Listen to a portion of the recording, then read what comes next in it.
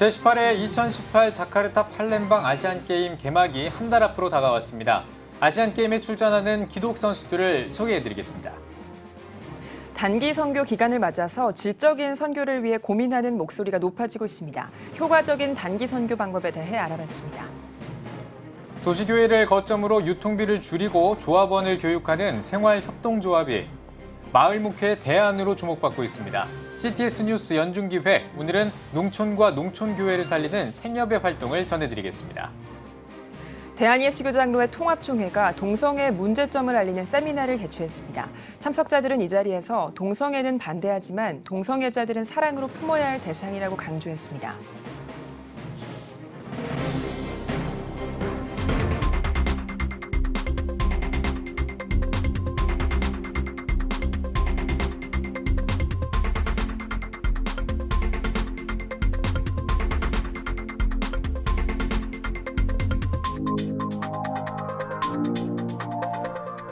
시청자 여러분 안녕하십니까? 7월 18일 수요일 CTS 뉴스입니다. 제18회 2018 자카르타 팔렘방 아시안게임 개막이 한 달 앞으로 다가왔습니다. 우리 선수들은 종합 2위를 목표로 구슬땀을 흘리고 있는데요. 다음 달 18일부터 16일 동안 대장정에 들어갈 텐데요. 많은 기독 선수들이 기도로 이번 아시안게임을 준비하고 있습니다. 유현석 기자가 전해드립니다.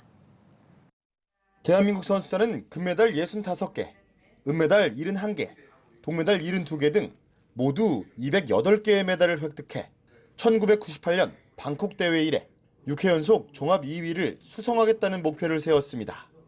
특히 이번 아시안게임에는 남과 북이 여자농구, 카누 드래곤보트, 조정 등 3개 종목에서 단일팀을 구성하기로 합의함에 따라 여자농구 3명, 카누 16명, 조정 7명 등 모두 26명의 북한 선수도 단일팀 코리아의 이름으로 함께 뛸 예정입니다. 무엇보다 기독 국가대표들은 아시안게임에서 최고의 경기력을 통해 하나님께 영광을 올리고자 구슬땀을 흘리고 있습니다. 아시안게임 효자 종목인 유도 대표팀, 남자 유도 대표팀은 안바울, 조구함, 김성민 선수, 여자 유도 대표팀은 한희주, 김지정, 강유정, 정보경 선수가 믿음의 업어치기를 준비하고 있습니다. 또한 명성교회 안수집사인 금호영 감독, 안정환 코치도 믿음으로 선수들을 지도하고 있습니다. 이번 경기를 통해서 주님을 좀 알고 주님 섬길 수 있도록 그렇게 될 수 있도록 하는 게 기도 제목 같아요. 그리고 많이 응원해 주셨으면 좋겠어요. 수영 종목은 이주호 선수, 수구 대표팀은 이선욱, 김동혁, 박정민 선수가 출전합니다. 싱크로 스위밍은 엄지환 선수가 믿음의 물살을 가를 예정입니다. 아무래도 처음 시합이니까 설레고 최선을 다하겠다는 생각을 가지고 주님 안에서 임하고 싶습니다, 경기를. 배드민턴 대표팀은 공이용, 성지연, 장혜나 선수가 출전합니다. 또한 펜싱 종목에서는 김지영, 박다은, 임주미, 최수연, 이혜인 선수가 출전합니다. 레슬링은 공병민, 이신혜, 황정원, 여자 하키는 장수지, 신혜정 선수가 출전해 믿음의 퍽을 날릴 예정입니다.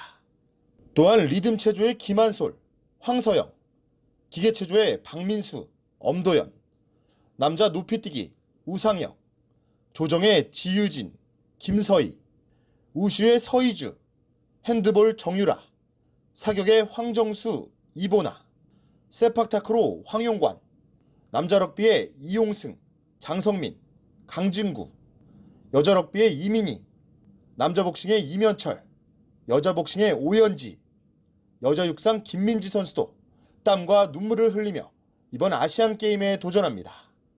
특히 리우올림픽에서 2개의 금메달을 따내며 하나님께 영광을 올렸던 여자 양궁의 장혜진 선수도 이번 아시안게임에서 리우의 영광재현에 도전합니다. 사실 리우 올림픽 이후에 제가 이제 많은 분들이 저를 위해서 지금 기도해 주시는 분들이 많거든요. 너무 감사드리고 꼭 이제 좋은 모습으로 그 기도를 보답할 수 있도록 열심히 최선을 다할 테니까 매 순간 그냥 건강히 최선을 다할 수 있도록 열심히 기도해 주셨으면 좋겠습니다. 2018 자카르타 팔렘방 아시안게임에 출전하는 기독 선수와 코치들은 모두 60여 명. 믿음의 메달을 통해 하나님께 영광을 올리길 기대합니다. CTS 뉴스 유현석입니다. 네, 이렇게 한여름이 되면 단기 선교를 준비하는 교회들이 많습니다. 효과적인 단기 선교 방법에 대해 알아봤습니다. 박세현 기자입니다. 각 교회와 선교단체들은 단기 선교 준비에 한창입니다. 여름 단기 선교 시즌을 앞두고 이제는 단기 선교의 양보다 질적인 향상이 강조되고 있는 상황. 선교단체들의 선교 지침에 따르면 먼저 단기 선교의 목적을 분명히 해야 합니다. 선교의 목적이 현장 방문인지 선교사를 돕기 위한 것인지 또 공동체 훈련이 목적인지 사역을 진행할 것인지 등의 목적을 분명히 해야 한다는 겁니다. 두 번째로 프로그램보다 선교 자체에 대한 깊은 고민이 필요합니다. 대부분의 단기 선교팀이 현장에 가서 사역할 프로그램을 준비하는데 대부분의 준비 시간을 활용합니다. 하지만 선교가 무엇인가를 깊이 생각하고 선교지에 대한 문화를 파악하는 것이 보다 우선돼야 합니다. 다음으로 짧은 방문으로 장기간의 효과를 미치는 선교가 되도록 해야 합니다. 무엇을 나누어 주거나 일회적 봉사도 좋지만 그보다 현지 사람들과 소통을 통해 선교를 갔다 온 후에도 그들에게 영향을 미칠 수 있게끔 해야 합니다. 현지 교회와 현장 선교사와 긴밀한 협력도 필요합니다. 현장 상황을 무시한 채 가는 사람들이 사역의 내용을 일방적으로 보여주는 것이 아니라 현지가 요청하는 일을 해야 합니다. 선교는 우리의 사역을 하러 가는 것이 아니라 그들의 교회를 돕는 일이라는 것을 명심할 필요가 있습니다. 평가회는 반드시 현장에서 하고 돌아오는 것이 좋습니다. 귀국 후보다는 단기 선교 일정 중 마지막 하루 혹은 최소한 반나절의 시간을 떼어놓고 평가회를 하고 돌아오는 것이 가장 효율적입니다. 영성일기를 쓰는 것도 중요합니다. 선교 기간 하나님께서 말씀하시는 것들을 잘 기록하면 차후에도 큰 은혜와 깨달음의 도구가 될 수 있습니다. 다음으로 위기 상황 대처 훈련을 하고 떠나야 합니다. 위기 상황에서 어떻게 행동하고 어떻게 연락해야 하는지, 위기 상황에 직면했을 때 어떤 절차로 위기 관리를 해야 하는지 등에 대한 훈련을 받는 것이 중요합니다. 마지막으로 선교 여행을 다녀온 후가 진짜 선교임을 기억하며 귀국 후 기도회를 통해 꾸준히 선교할 수 있는 방법을 찾아야 한다고 강조합니다. 여름 단기 선교, 철저한 기도와 준비를 통해 더 풍성한 열매를 기대할 수 있습니다. CTS 뉴스 박세현입니다. 요즘 생명살림 운동으로 생활협동조합이 교계에 점점 뿌리를 내리고 있습니다. 그동안 농촌 선교 운동을 하는 일부에서만 생협이 운영됐지만 이제는 교단 차원에서도 생협을 설립하고 있는데요. 네, 오늘은 건강한 친환경 물품을 사용해서 환경을 지키고 농촌교회를 살리고 있는 마을 목회 현장을 찾아가 보겠습니다. 김인혜 기자입니다. 농가를 살리고 농촌교회를 회복하기 위해 예장통합총회가 생활협동조합을 설립했습니다. 이 농촌에서는 이 생협에 거는 기대가 큰데요. 적정 가격으로 판매가 이루어지길 기대하는 농가들은 안심할 수 있는 먹을거리 생산 준비를 마쳤습니다. 친환경 농업의 메카인 경북 울진군 금강송면. 이곳에서 토마토와 고추 농사를 주로 하는 유병태 집사. 매년 8월에서 11월은 토마토 출하가 가장 많은 시기로 순감기에 토마토 수확과 포장, 출하까지 거의 매일 빠짐없이 관리합니다. 안심할 수 있는 농산물을 생산하기 위해 유 집사는 비료나 퇴비가 아닌 탄소율이 높은 재료를 토지에 투입하는 탄소 순환농법을 따릅니다. 처음에는 친환경 재배법이 낯설어 일반 농산물과의 가격 경쟁력, 판로 개척에 어려움이 많았습니다. 유기농업을 처음 시작할 때는 이제 알아주는 사람이 좀 없어서 농사는 열심히 잘 지었지만 알아주는 사람이 없으니까 이제 제대로 팔지를 못해서 상당히 초기에는 고생을 많이 했었죠. 유 집사가 예장통합총회의 온생명 소비자 생활협동조합에 기대하는 이유가 바로 여기에 있습니다. 생협을 통한 거래는 유통 단계가 줄어 소비자와 농촌 생산자 모두에게 유익이 될 것이란 기대입니다. 협동조합을 하면서 판로나 이제 물량이 이렇게 제대로 제때에 이제 좀 나가주면 이제 경제적으로 상당히 도움이 되죠. 걱정 안 하고 농민들이 농사에만 전념할 수 있으니까. 교단들이 생협운동에 적극 나서는 이유는 생존의 위협을 받고 있는 농촌교회를 살리기 위해서입니다. 특히 예장통합총회의 생협운동은 지난 2010년 예장생활협동조합의 폐쇄 후 5년여 만에 다시 추진됐습니다. 과거 예장생협이 물류 환경의 변화와 교회의 관심 교류 등의 이유로 고전했던 것을 거울 삼아 교회와 지역사회 간에 모범적인 선교적 접촉점을 만들겠다는 목표로 온생명 소비자 생활협동조합이 창립된 겁니다. 이제 생명을 살리고 환경을 보존하는 일까지 같이 포함하고 있습니다. 또 더 나아가서 이제 농어촌 교회뿐만 아니라 이게 소비자 생활협동조합이기 때문에 이제 도시에 있는 분들에게도 이제 도움을 주기 위해서 이제 창립이 된 협동조합입니다. 온생명생협은 물류센터를 만들어 직접 배송하는 것이 아닌 도시교회를 물류와 조직의 거점으로 삼는 방식을 택했습니다. 도시교회 내 성도 조합원들로 구성된 위원회를 조직하고 성도들로부터 물품 주문을 받아 온생명생협에 연락을 하면 생산지에 통보돼 교회나 가정으로 보내집니다. 이러한 유통은 온생명생협의 사업단이 맡습니다. 사업단은 전국의 각 노회 농어촌부 중심으로 이루어져 있는 생산조직 농가를 직접 방문해 친환경 농법으로 생산하는지 판매 가능한 농산물인지 검증을 합니다. 또 물품에 대한 마케팅과 디자인 등 컨설팅도 이루어집니다. 최근에는 젊은 소비자층 확보 등 온생명생협의 이용률을 늘리기 위해 쇼핑몰을 열고 농작물을 비롯해 가공식품, 생활용품 등 다양한 친환경 물품들을 선보이고 있습니다. 농촌교회에서는 책임지고 좋은 농산물, 생산물을 만들어내고 또 도심 지역에서는 그 창조 섭리를 따라서 생산한 농산물들을 지속적으로 소비를 해서 항상 선순환이 이루어져야 된다고 생각을 합니다. 그러기 때문에 저희 온생명과 저희 사업단에서는 그 목표를 위해서 열심히 뛰어가고 있는 중이죠. 앞으로의 과제는 온생명생협의 지속적인 운영입니다. 이를 위해선 조합원들을 대상으로 한 교육을 통해 생협운동이 생명을 살리고 공동체를 살리는 신앙 실천 운동임을 깨닫는 의식 있는 소비자 확보가 중요합니다.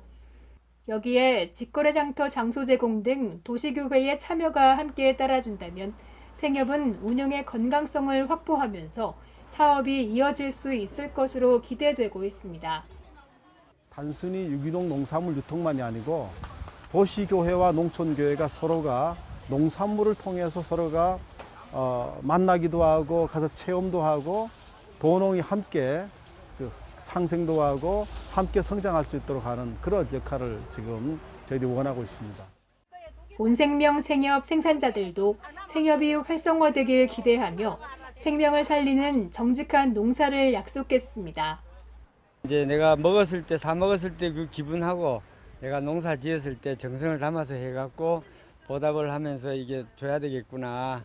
근데 우리가 농민들이 조금 힘들더라도 좀 우리가 안전하게 소비자들이 마음 놓고 먹을 수 있는 그런 농산물을 좀 많이 생산했으면 좋지 않겠나, 우리 생산자들이.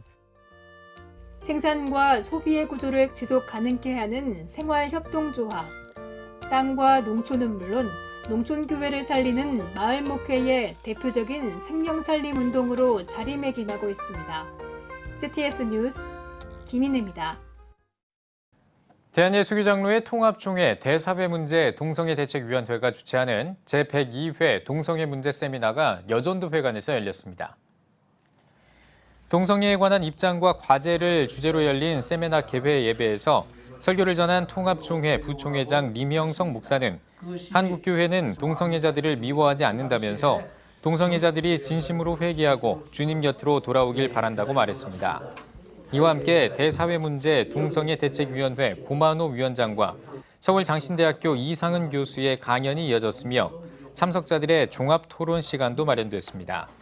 예장 통합총회는 동성애에 관한 총회의 입장이란 책자를 통해 한국교회와 성도들에게 동성애를 반대하는 입장을 분명히 하고 한국교회가 동성애에 대한 바른 이해를 정립하는 데 도움이 되길 바란다고 밝혔습니다.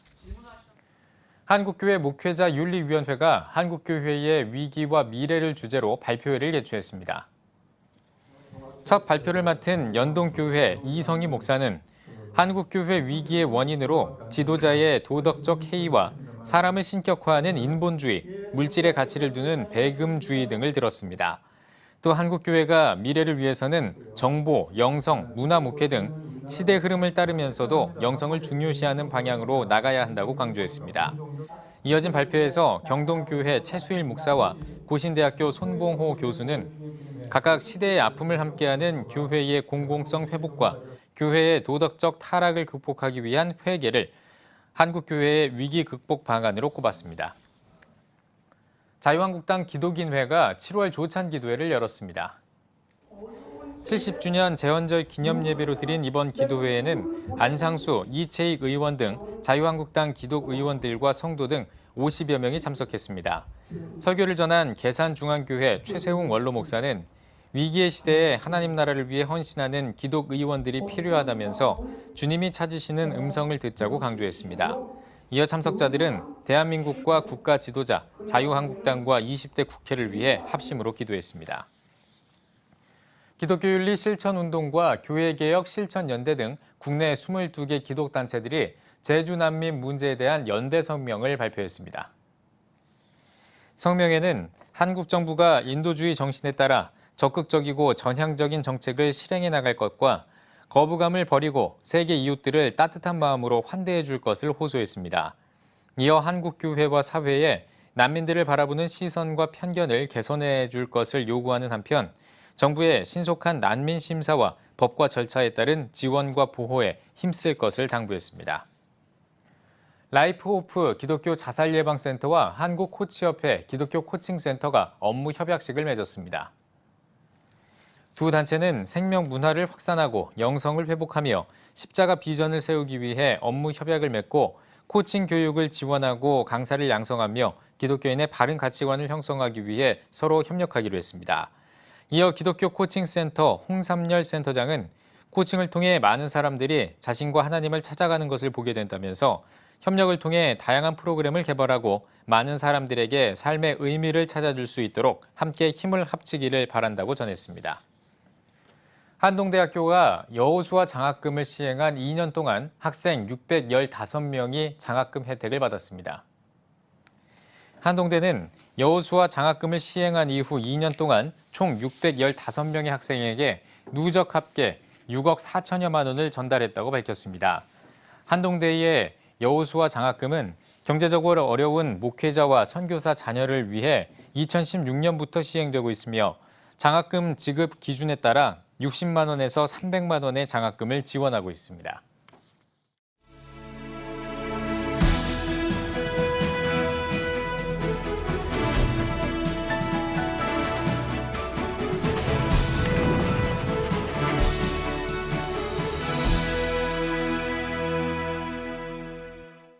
그리스도인은 나라를 사랑해야 합니다. 성경의 가장 기본적인 가르침에서 신앙인은 자신이 혈통적으로 속한 민족 또 그 민족 연관에서 구성된 나라를 사랑합니다. 그런데 우리 오늘날 한반도의 이 상황에서 보면 남북관계 또는 한반도 분단과 연관된 또는 대립과 연관된 모든 문제는 한반도 내적인 문제만이 결코 아니죠. 북미 관계가 어떤 면에서는 또 중심고리이기도 합니다. 아니 더 나아가서 한반도 문제는 동아시아 전체의 문제고 사실은 오늘날 세계적인 이슈의 하나가 명백해졌습니다. 한반도의 상황에서 어떤 일이 있어도 전쟁은 나지 말아야 한다. 이거는 기본 대명제입니다. 혹자는 전쟁을 무서워하면 안 된다. 하나님의 뜻이면 전쟁도 불사한다. 이런 사람도 있긴 하지만 하나님의 뜻이면 이 수식어를 붙이면 그 뒤에 모든 것은 정당화됩니다마는 그러나 이 한반도에서 전쟁 거리, 전쟁의 종심축이라고 하죠. 이것이 아주 짧은 한반도에서 전쟁이 난다면 그 비극은 상상을 초월할 것입니다. 그러니까 표현을 하나님의 뜻이면 전쟁도 불사한다 이렇게 표현 자체는 어떨지 모르지만 사실은 전쟁이 뭔지를 모르는 사람이거나 아니면 대단한 호전주의자 이렇게밖에 평가할 수 없을 것입니다. 물론 정치적으로 외교적으로 군사력에 의한 힘의 균형 또는 외교의 우위 선점, 이런 전략적인 면에서는 이런저런 방법이 사용될 수 있다고 봅니다. 아무튼 한반도에 불고 있는 평화 프로세스는 하나님의 섭리요, 하나님의 선물이요, 하나님께 참으로 감사기도 올릴 일입니다. 여기에서 교회와 그리스도인이 좀 더 깊은 생각을 가지고 기도하고 또 그렇게 실천할 것이 있습니다. 이것은 평화의 진전 또는 평화 과정이 진행되는 것이 하나님의 뜻이다 하는 것을 확실하게 믿고 우리의 인식과 생각을 좀 더 깊은 방향으로 고쳐야 된다는 것이지요. 기독교 복음은 공산주의 사상하고는 대척점에 서 있다. 이거는 누구도 부인할 수 없는 사실입니다. 그런데 하나님의 뜻, 기독교의 복음은 모든 죄악된 것들에 대해서는 사실은 대척점에 서 있습니다.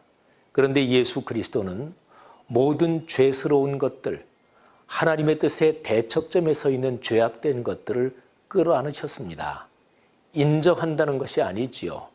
그것들이 바뀌어서 하나님의 뜻에 순복하기 위해서 그 속으로 들어가셨고 그리고 그것을 변화시키셨습니다. 이것이 기독교 복음의 전파의 방식이지요. 오늘날 한국 교회는 공산주의까지 끌어안고 공산주의에 깊이 물들어 있는 사람들까지도 끌어안고 예수 그리스도의 사랑을 전해야 합니다. 흔히 말하는 인도주의적 지원 또는 진짜로 먹을 것이 없고 힘든 사람들에 대한 조건 없는 지원, 우리 사실은 기독교적인 입장에서 늘 강조했던 것이지요. 이렇게 오늘 칼럼에 결론을 내리면 좋을 것 같습니다. 북미 관계가 보통 사람들이 보는 시각으로 어떻게 전개될지 가늠하기 어려운 점도 있습니다만 한국 교회가 오늘날 세계의 기독교 교회와 같이 연대해서 한반도의 평화가 정착돼야 된다. 여기에 대해서 입장이 분명하고 하나된 목소리를 내고 그리고 분명하게 염원을 갖고 기도해야 합니다. 하나님께서 우리 대한민국을 사용하셔서 한반도를 사용하셔서 오늘날 세계 땅끝까지 주님의 복음을 전하고 평화와 사랑의 하나님의 복음을 전하는 일에 우리 한반도를 크게 사용하실 것을 믿습니다. CTS 칼럼이었습니다.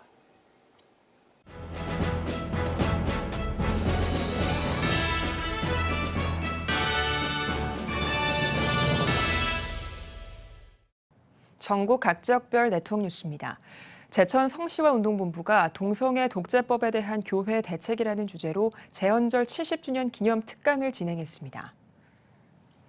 제천 시온성 감리교회 박정민 목사의 사회로 진행된 특강에서 법무법인 INS 조영길 변호사는 동성애를 정당화하려는 세력들에 의해 이미 영국과 미국 등의 교회들은 아픔을 경험했다며 우리가 동성애 독재법에 대해 올바로 알고 법이 제정되지 않도록 모든 국민과 교회가 깨어서 막아야 한다고 전했습니다. 이어 참석자 개인의 회개와 나라와 민족을 위해 합심으로 기도했습니다. 한편 제천 성시화운동본부와 밝은 사회 만들기 위원회는 제천시 기독교연합회와 함께 동성애와 차별금지법 문제에 대해 지속적으로 알릴 예정입니다. 밀양 다문화 카페 교회 설립 감사 예배가 밀양 선교협의회 주관으로 지난 14일에 드려졌습니다. 말씀을 전한 밀양 선교협의회 회장 박태부 목사는 하나님을 사랑하는 최고의 방법은 전도라며 안디옥 교회처럼 전도에 힘쓰는 교회가 되라고 권면했습니다. 이어 최인기 장로는 간증을 통해 다문화 카페 교회를 통해 10개국의 교회를 개척하는 꿈을 꾸고 싶다며 지역교회와 연계한 3분의 1 전략을 통해 복음 전파의 사명을 이뤄가겠다고 포부를 밝혔습니다. 한편 밀양 선교협의회는 올해 초 인근 주택을 매입해 다문화 카페 교회 사역을 시작했으며 최인기 장로 부부를 평신도 선교사로 파송하고 사역을 전개해 나갈 예정입니다. 진해 동부교회가 교회 설립 70주년을 맞아 감사 예배를 드렸습니다. 500여 명의 성도와 지역 주민이 참석한 설립 70주년 기념 예배에서 진해 동부교회 김기혜 목사는 교회는 죄인과 소망 없는 자들이 모이는 곳이어야 한다며 죄인들이 변화되고 성장하는 진해 동부교회가 되길 바란다고 말씀을 전했습니다. 이어 사랑의 이웃 돕기 상품권 전달식이 진행됐으며 장기 출석 교인들을 격려하고 교회 설립 70주년을 축하하는 시간을 가졌습니다. 진해 동부교회는 설립 70주년 기념 음악회 등 지역 주민과 함께하는 행사를 지속적으로 진행하고 있습니다. 크리스천 신문 이뉴스 한국이 사랑제일교회 김현일 목사를 3대 이사장으로 추대하고 취임 감사 예배를 드렸습니다. 말씀을 전한 국제목양사역원 원장 최홍준 원로 목사는 불신자들뿐만 아니라 신앙생활에 지쳐있는 성도들에게도 용기와 힘을 줄 수 있는 복음을 전해야 한다며 복음의 본질을 붙잡고 가는 기독신문이 되길 바란다고 당부했습니다. 이어 부산 성시화운동본부 이사장 안용훈 원로 목사와 고신대학교 안민총장 등이 축사를 전했으며 이대 이사장 은한교회 이한희 목사에게 감사패를 전달하는 시간도 가졌습니다. 세대 간의 갈등, 또 더 큰 것은 요즘은 남녀 간의 갈등도 많습니다. 그래서 이런 어떤 시대의 아픔, 흐름 이런 것을 담아가고 또 복음도 충실히 전하는 그런 기독 대중지로서의 새로운 면모를 보여주려고 합니다. 신임 이사장 김현일 목사는 부산대 영어영문학과와 침례신학대학교 신대원을 졸업했으며 기침 미래포럼 상임회장과 에베소 말씀사역원 대표 등으로 섬기고 있습니다. 장자권 4014 세계선교회가 지난 16일 대전 한밭제일교회에서 4014 금식기도 수료작 홈커밍데이와 제4기 수료식을 가졌습니다. 1기부터 3기까지의 수료자를 초청해드린 홈커밍데이 감사예배에서 말씀을 전한 한밭제일교회 이영환 원로 목사는 4014 금식기도를 통해 영적인 멍해를 떨쳐버리고 주님과의 첫사랑을 회복해서 천국을 누리는 한국교회가 되길 바란다고 전했습니다. 이번 4014 금식기도 수료식에는 금식기도를 완주한 151명의 목회자들이 간증하는 시간도 마련됐습니다. 가장 중요한 것은 천번을 만번을 강조해도 주님과의 사랑, 처음 사랑 유지, 그리고 영권 유지입니다. 오늘 4기뿐 아니라 1, 3기 금식하는 분은 몽땅 금년 가기 전에 넘치는 간증이 풍성할지어다. 장자권 4014 금식기도는 오는 10월 22일 한밭제일교회에서 제18차 장자권 전국 목회자 세미나를 개최할 예정입니다. 모건대학교회가 설립 40주년 기념 장로 취임 예배를 드렸습니다. 말씀을 전한 하늘문교회 이기복 감독은 장로된 사람은 성도들에게 본이 돼야 한다며 하나님 말씀에 순종하고 예배에 본이 되는 장로들이 되길 바란다고 당부했습니다. 이어 장로 취임식에는 5명의 신천 장로와 우대석 명예장로가 세워졌으며 취임패 증정과 선언, 꽃다발 전달의 순서로 진행됐습니다. 모건대학교회는 40년 동안 모건대학교회를 위해 헌신한 이군호 목사와 조평희 장로에게 기념패를 전달했습니다. 김제시 기독교연합회가 6.13 지방선거 민선 7기 당선자 축하 예배를 김제 제1교회에서 드렸습니다. 김제 신광교회 김찬홍 목사는 예배에서 믿음의 일꾼들이 김제 지역을 복음의 평야로 삼고 씨앗을 널리 전파해 김제 지역 부흥의 주역이 되길 바란다고 전했습니다. 이어 참석자들은 박준배 김제시장 외 16명에게 기념패와 꽃다발을 전달하고 신앙인으로서 김제시를 위해 꼭 필요한 일꾼이 돼줄 것을 요청했습니다. 2018 목회자를 위한 통성경 세미나가 포항 오천교회에서 열렸습니다. 포항 지역 목회자 50여 명이 참석한 이번 세미나에는 통독원 원장 조병호 박사가 강사로 나섰습니다. 조병호 박사는 에스라 느헤미야 때도 이전의 모든 책을 통독해 하나님의 뜻을 깨달았다며 예수님도 율법과 예언서 전체를 활용해 복음을 전하신 것처럼 성경 66권을 한 권처럼 볼 수 있어야 한다고 말했습니다. 조병호 박사는 통성경 세미나를 국내외에서 이어오고 있습니다. 광주 월광교회가 설립한 월광기독학교가 고등학교와 영성센터를 건립하고 준공 감사 예배를 드렸습니다.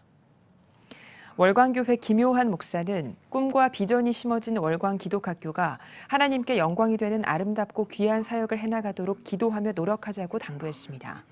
이어 김유수 원로 목사는 복음의 빚진 자의 마음으로 우리에게 주신 예수 사랑을 땅끝까지 흘려보내도록 애쓴다면 앞으로도 하나님께서는 놀라운 사역들을 허락하실 것이라고 권면했습니다.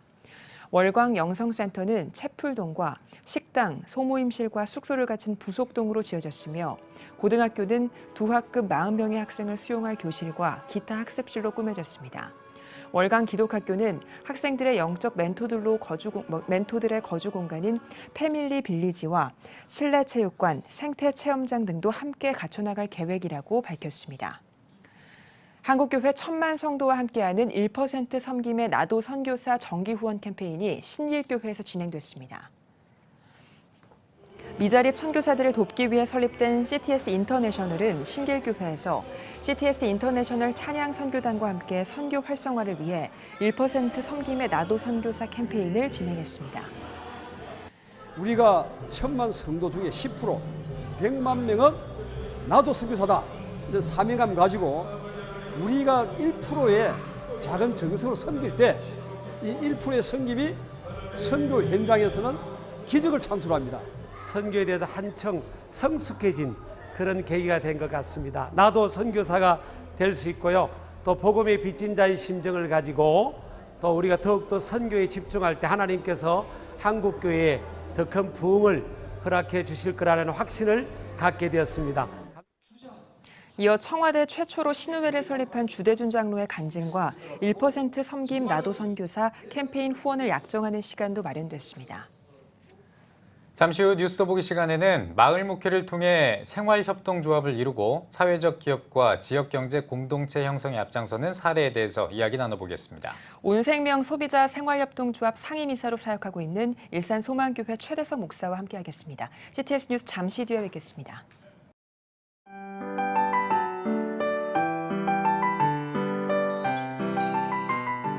오늘날 다음 세대 선교 현장은 해외 어느 선교지보다도 복음화율이 낮은 복음의 불모지입니다. 한국교회 청소년이 급격히 감소하는 상황에서 교회 학교는 물론 다음 세대를 향한 선교적 접근이 너무나 어렵습니다. 아름다운 신앙 계승은 교회의 사명이기에 한국교회와 성도들이 당장 눈에 보이는 결과를 기대하기보다 지속적인 기도와 관심이 이어지길 소원합니다. 한국교회의 미래는 다음 세대 신앙 계승에 달려 있습니다. 예수 그리스도의 은혜와 하나님의 사랑이 자라나는 다음 세대와 함께하기를 기도합니다. 다음 세대, 대한민국의 희망입니다. 이 캠페인은 대한예수교 장로회 통합총회와 함께합니다.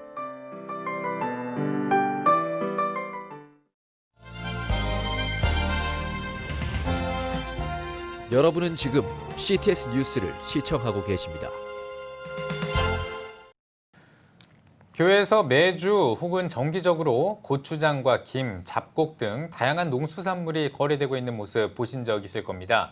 바로 교회 간의 협력을 통한 협동조합의 실질적인 사례인데요. 네, 오늘 뉴스 더보기 시간에는 일산 소망교회 최대석 목사님과 함께 협동조합에 대한 이야기 나눠보겠습니다. 목사님 안녕하십니까? 네, 안녕하세요. 네. 예.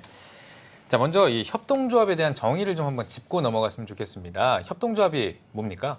예, 협동조합 기본법에 의하면은 협동조합이란 법적으로 재화 또는 용역의 구매, 생산, 판매, 제공들을 협동으로 영위합니다.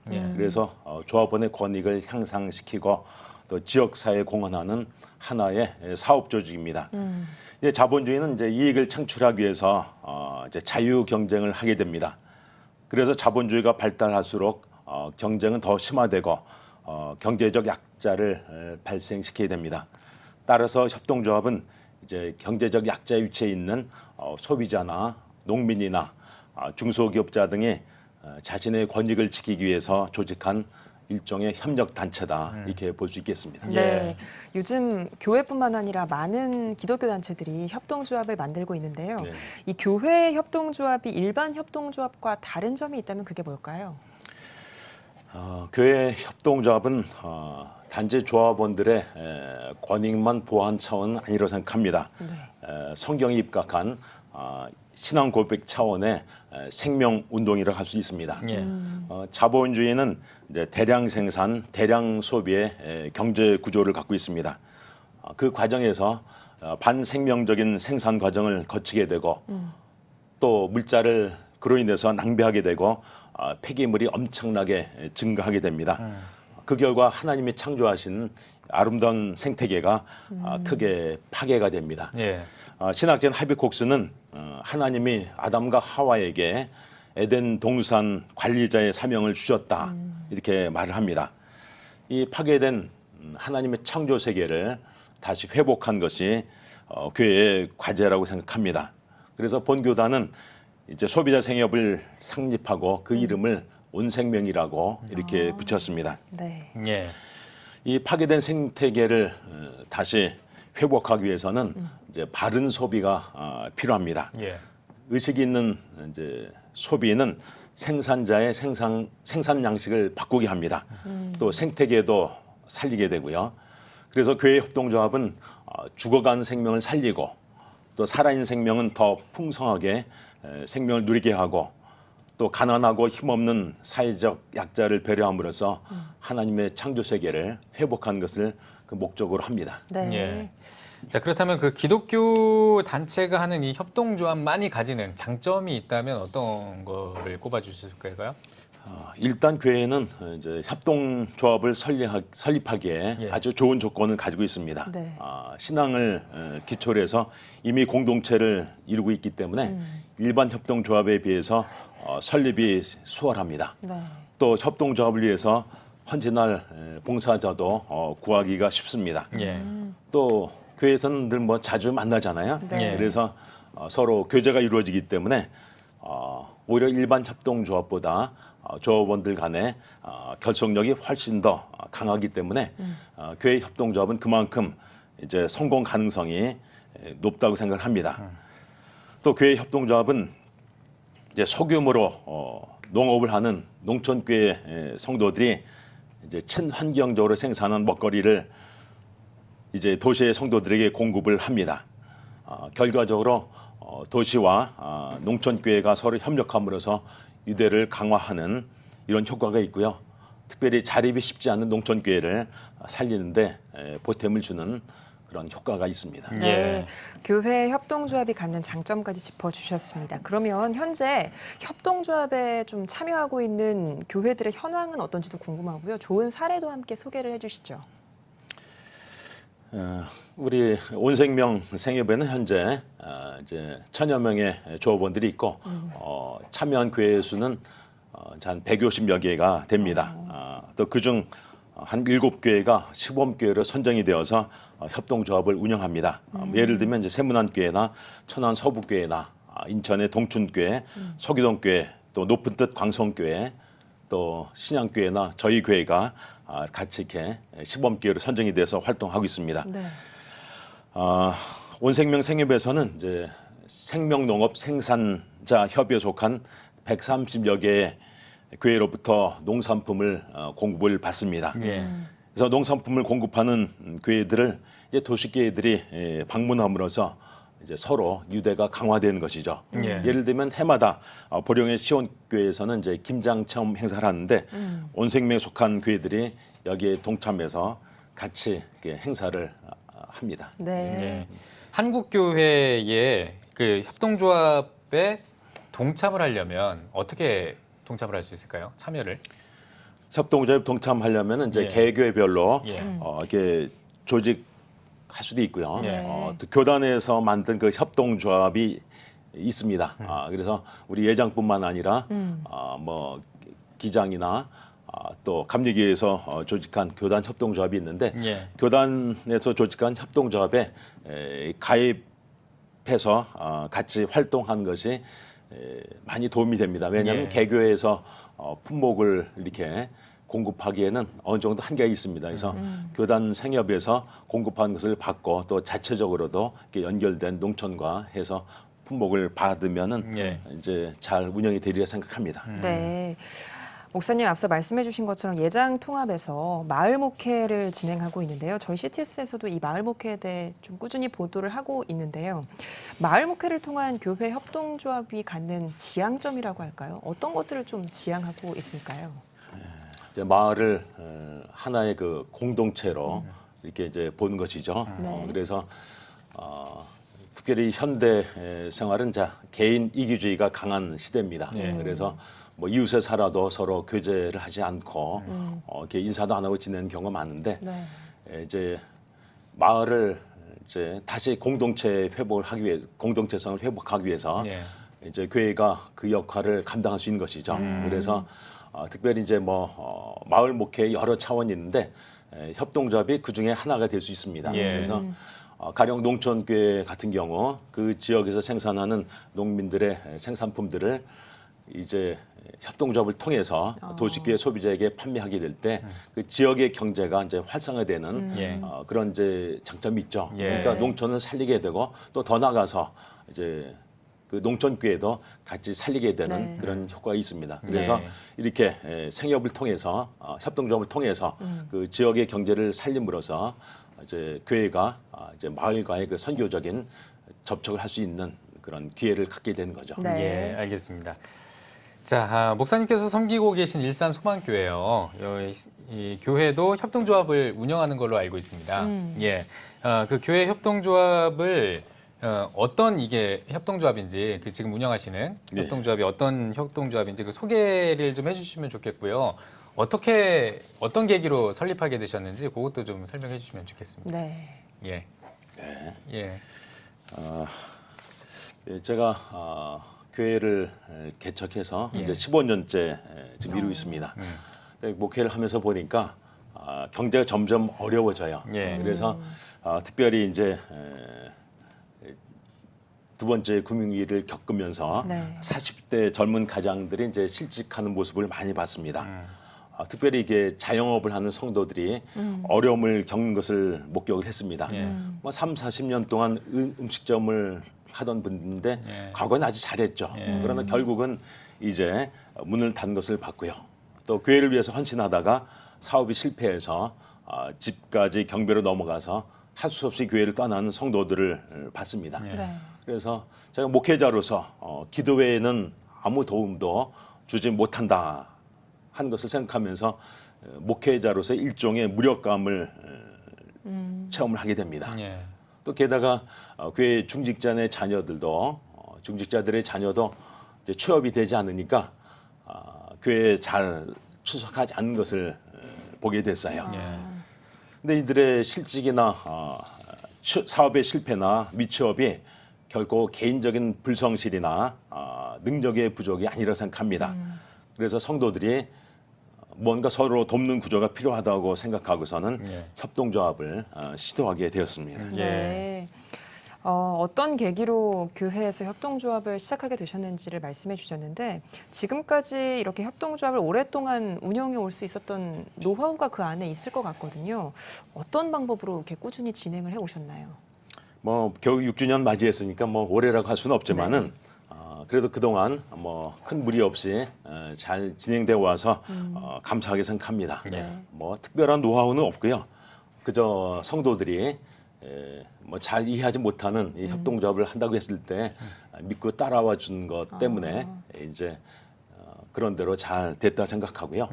그다음에 이제 여러분들이 이렇게 자신의 재능 기부를 통해서 봉사를 했습니다. 그래서 협동조합은 이렇게 자원봉사하는 분들이 많아야 되는데 우리 성도들이 이렇게 재능 기부를 통해서 이렇게 헌신해 왔기 때문에 지금까지 뭐 잘 이렇게 진행되고 있습니다. 네. 자, 그러면은 한국교회 안에서 이 협동조합이 활성화되기 위해서 우리 교단은 또 어떤 역할을 해야 된다고 생각하십니까? 그래서 뭐 교단 생협에서는 이제 개교회나 아니면 노예별로 이렇게 협동조합이나 아니면 사회적 기업 창립한 것을 도울 수가 있습니다. 그래서 예를 들면은 이제 일산에 이제 목촌 교회가 있습니다. 이제 그 교회는 이제 그 목사님이 우리 온생명 조합원으로 가입을 하셨는데 이제 이 교회는 이제 카페 교회로 시작한 교회입니다. 근데 개척하면 이제 전도가 힘들죠. 근데 카페를 하면서 이제 이렇게 전도를 이렇게 대화를 하게 되니까 전도를 하게 되죠. 근데 이 교회는 이제 이렇게 청년들을 카페를 하면서 여러 물품들을 같이 이제 만들게 됐는데 그 청년들을 중심으로 해서 이제 사회적 협동조합을 만들고 이제 사회적 기업으로 만들기 위해서 이제 노력한 중에 있습니다. 근데 이제 이렇게 사회적 기업을 만들 때 이제 혜택도 있지만은 그 만든 과정에 상당히 이제 여러 가지 검증돼야 될 과정들이 많습니다. 이제 그런 일들을 이제 그 교단 생협에서 이렇게 도울 수가 있고요. 그다음에 이제 협동조합에서는 계속적인 교육이 필요합니다. 그래서 그 환경이라든가 여러 생명에 관계된 여러 정보들을 이렇게 주고받고 하는 것이 필요한데 그런 교육에 대한 지원들을 교단 생협에서 할 수 있습니다. 네. 또 지난번에는 이제 우리가 이제 사회적 경제 아카데미 교육을 이제 실시해서 25명의 수료를 했는데 사회적 경제 아카데미에서는 이렇게 사회적 기업을 어떻게 이렇게 설립할 수 있는지 그런 것들을 구체로 한 교육인데 한 25명이 이제 수료를 했습니다. 네, 그렇군요. 앞으로도 협동조합을 통해서 지역과 교회를 살리는 일들을 꾸준히 해 나가셔야 될 텐데 목사님 마지막으로 한국교회 성도님들께 당부하고 싶은 말씀이나 기도 제목 나눠주시면 고맙겠습니다. 예, 그 선진국일수록 협동조합이 발달되어 있습니다. 그래서 핀란드나 스웨덴, 아일랜드 같은 국가들은 인구의 절반이 조합원입니다. 또 노르웨이, 덴마크나 프랑스 같은 경우도 인구의 3분의 1이 조합원입니다. 그러니까 세계적으로 한 10억 명이 조합원이고 또 다양한 조합이 발달되어 있습니다. 우리가 잘 아는 이제 메시 그 축구 선수죠. 예. 그가 속한 FC 바르셀로나도 그 축구 팬들이 출자한 협동조합입니다. 그래서 17만 5천여 명의 조합원을 가진 협동조합원이고요. 협동조합이고요. 또 AP통신도 협동조합 형태로 운영되는 통신사입니다. 우리가 다른 나라에 비해서는 이제 협동조합에 대한 참여가 미미하고 종류도 많지 않습니다. 우리는 지금 신자유주의 경제로 인해서 양극화에 이제 직면해 있는데 이것을 극복하기 위한 대안이 협동조합이라고 생각합니다. 교회가 시대의 과제를 외면하지 않을 때 교회도 세상으로부터 외면당하지 않습니다. 특별히 이 협동조합은 이제 사회적 경제의 범주에 속하는데 이제 이 사회적 경제는 앞으로 이제 대단히 이 자본주의 경제를 극복하기 위한 하나의 대안으로 제시되는 이제 경제 체제입니다. 그래서 사회적 경제는 뭐 시장 경제처럼 이기성과 경쟁, 효율성에 초점을 두는 것이 아니고 상호성과 협동과 연대에 초점을 둡니다. 그래서 어떤 경제적인 가치에만 목적을 두는 것이 아니라 사회적 가치와 공동체적 가치 창출에 목적을 둡니다. 그래서 이 사회적 경제는 사회적 약자들에게 부를 재분배하는 것이 아니고 직접 생산에 참여하게 함으로써 사회적 돌봄을 받게 하는 것입니다. 대표적인 것이 이제 장애인 기업이죠. 그래서 영국 같은 경우도 이제 보수당이 앞장서서 사회적 경제 정책을 추진하고 300만 일자리를 창출했습니다.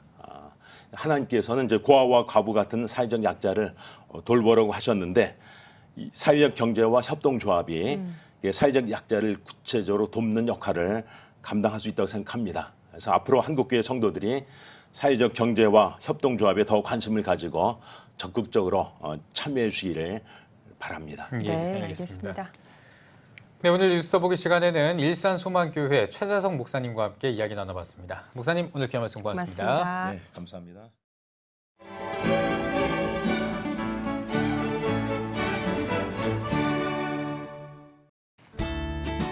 내일은 전국이 대체로 맑겠습니다. 아침 최저 기온은 23도에서 26도, 낮 최고 기온은 31도에서 36도가 되겠습니다. 주간 날씨 예보입니다. 이번 예보 기간에는 고기압의 영향으로 맑은 날이 많겠습니다.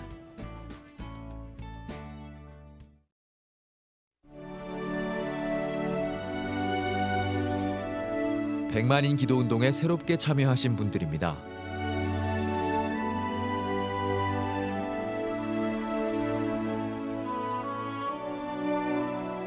백만인 기도운동을 통해 보내주신 후원금은 국내는 물론 전 세계를 향한 CTS의 영상 선교 사역을 위해 소중하게 쓰이고 있습니다.